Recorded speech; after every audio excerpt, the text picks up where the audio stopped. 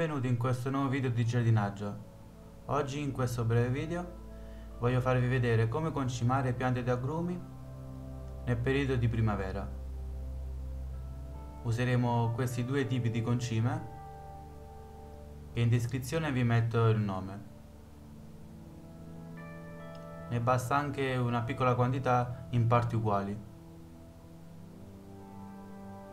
e poi va mescolato.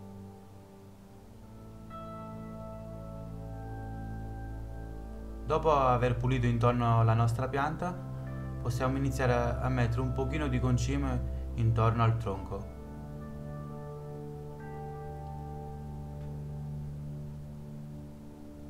Dopo fatto questa operazione, va ricoperto tutto.